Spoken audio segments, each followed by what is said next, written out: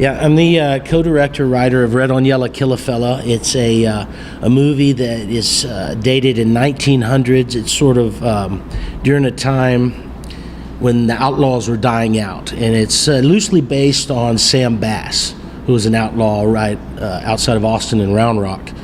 And always been a fan of the old spaghetti westerns and even the early westerns that Clint Eastwood did, like Josie Wells and High Plains Drifter, and even Dead Man. That wasn't a Clint Eastwood movie, but so we wrote this, Duane and myself, after we had a movie in Tribeca. We got together with the Weinsteins, actually, and we pitched them the idea of a western that we had. And we hadn't finished it. We hadn't even started it at the time. We just sort of had the outline, and the story in our head and the dream. And so we went back. We had the motivation to write it. It took us about 6 months. And by the time we ended up pitching it back to them, Miramax had gone to Weinstein's. There's a big change, just like the industry is. So we ended up getting a few investors on board and tightened up the script. And in 2012, we were ready to shoot. We got Kerry Cox and Marcus Cox, who just produced Tangerine from Sundance, which they shot on the iPhone 5, and they also produced Adult Beginners, which was at South by Southwest. Duplass Brothers executive produced both those movies, and WME is representing us right now, and we're hopefully in the middle of a transaction. I can't say anything on that, but things are looking good. But anyway, back to the story. Red on Yellow basically follows this group of outlaws who are held up in Pecos, Texas. And they had botched a train robbery job in Galveston, lost one of their guys, and now the story starts up in which they're going to have to bust him out of jail. He's working hard labor on the railroad, and then they're going to go to wherever he hid the treasure. Bad thing is he hid it in a well back in Galveston. So they have to go 500 miles, but it's a lot of money. It's $100,000 worth of gold. So that's retirement for them. They run upon sort of coincidence, who we based off of an actual first sort of a sociopath serial killer on their route. And it's sort of from there, it's sort of things start going down and they start to disappear. And that's where we put the horror aspect into our Western. It's a dark Western, like maybe Hang 'em High or one of those old spaghetti, Westerns like that. But at the same time, it just has a little more of the horror aspect in it. So we sort of wanted to do a hybrid there. I don't know. I just was talking. Hope you got something worthwhile. But we were lucky enough to get some great names in it, like Pepe Serna. He's from Corpus Christi, but he's doing great things out in L.A. He just got his movie Man from Reno. It's opening in theaters next week. And Michael Berryman from One Flew Over the Cuckoo's Nest or Weird Science. I don't know. You see him all the time. And Luce Rains. He was in 310 to Yuma. Some local actors were Ariane Margot. She also has another movie here at the festival. But any questions, I guess? Yes. Yeah. Same time. Sorry. Yeah. Why the title? Red on Yellow, Kill a Fella. Well, if you're from Texas or I guess anywhere, and you know anything about the coral snake, that's sort of like, when I was a kid, my grandfather would say, red on yellow, kill a fella. White on black, venom lack, or friend of Jack.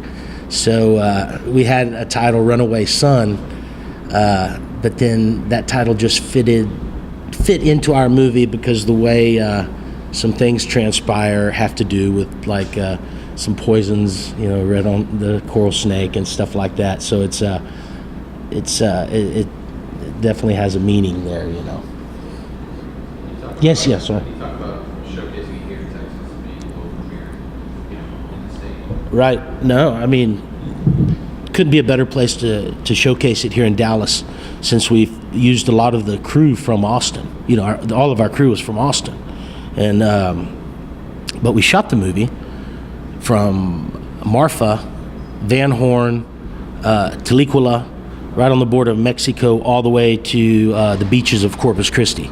So Texas is a character in itself. It's just as rough and rugged as the Outlaws. We had 42 flats during our production. It was crazy. I mean, I could tell you more stuff, but I could get myself in trouble. But basically, I mean, Texas is one of the outlaws. It's actually a character in the movie, sort of. When you watch it, you'll see what I'm talking about. And there was no other way to do that than to just travel across Texas, and that's what we did. It's just a road trip, Western road trip. Yeah, fear and loathing style. It was crazy. Yes, sir. I understand you had some help on some of your props and everything you used in the film from the previous Western. Did you just get to go to a big warehouse and just pick and choose things? Or? No, that's. I don't want to talk about budget too much, but we had a long pre-production, and Duane and myself really used that time to find places that sort of had a lot of props there. And we also had a great production designer, Kate Mortar and Matt Dayton. And it just so happened that a couple of the places that we went to were ready to go. A lot of reenactors. We ended up making friends with some reenactors and finding some places that they would go that was like legit, setups, like a whole kitchen or a whole bar area. So we were looking for places to film in that would save us money. I mean, our production, I don't know, it was very low. You'd look at it and say, yeah, you're not going to do a Western for that. So, and little luck was on our side too. But got a lot of props from Lynn Moon here in town. She has a prop house, and we walked through there. It was like Toys R Us for a filmmaker. I mean, she had all sorts of outfits, lots of prostitute outfits, and she seemed to go on and on about that. We just have one whorehouse scene, but it's a Western. Yes, sir. Yes. Okay. Yes. I understand that you worked together with Duane before. Yes. I think it was Wild Man of Navidad. Yeah. And I was wondering, how did that experience contribute to this, doing a different movie, and how was the collaboration, writing and directing with Mr. Graves? With Mr. Graves? Well, we've been doing things together for about 13 years, co-directing. I mean, just numerous shorts. Head Cheese, we ended up directing a short in Slacker 2011, one of the scenes. And we just work well together. Duane's very technical and behind the camera, where I work with the actors a lot. And me being an actor myself, I'm able to sort of get into that realm of it, get into the heads of the actors, where he can be more of the technical behind the scenes, maybe working with the DP a little more. And it just seems to work for us, and especially writing, because I'll throw things out just, I'm a brainstormer. I'll throw these ideas out where Duane seems to be able to grab them and put them in some logical order, It's like a marriage, or it's not. We're both married, so, But it just works very well. And I would say Wild Man of the Navidad, I mean, we always talk about that, how we'll never have the opportunity to make a film like that again, because we did that on $7,000 on the weekends for over 3 years, and we shot for 7 months, so you're talking about people change, people gain weight, I mean, all sorts of it was a horrible experience, but we look back on it with very fond memories, and it's just we're in a different level now. With you get spoiled with everything you have. When we did that film with actually 4 people, so it's like the Western was sort of our Wild Man in the way that it was very low budget for what we did and what we had to work with, and it was almost like we're really not motivated unless we have a project that's like there's no way you're going to complete that. You're not going to be able to do that. And, sometimes in the end, maybe, we do bite off more than we can chew, I mean, it's trying to do a Western or a post-apocalypse piece or something like that on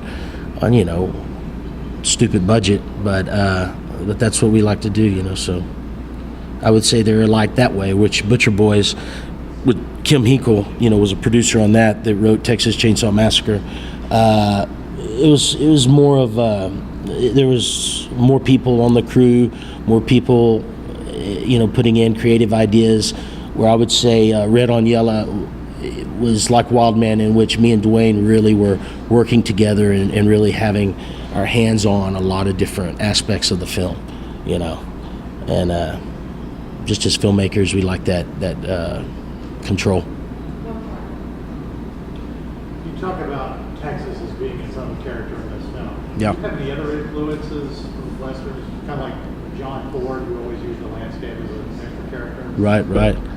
You know, I don't know. I grew up watching westerns with my grandfather, and he was a big, John Wayne guy. So I watched all the John Wayne movies. But I really started to get my influence when I discovered the spaghetti westerns. Just that whole lineup. The Good, the Bad, the Ugly, Two Mules for Sister Sarah. So that's sort of what I looked into, and sort of what I had in my subconscious when we were writing this and when we were directing this. So if any of those influences came out, I'd say that's more where they came from. Just the landscape. I mean, we're always looking for just a nice wide shot, and we used anamorphic lenses to film this western. So it's like when you look at that lens and you're used to looking, you're, oh shit, what am I going to do with the rest of this? How am I going to fill this up? So it's a different process, but when you see it on the big screen, it just gives it that bend that all traditional westerns have.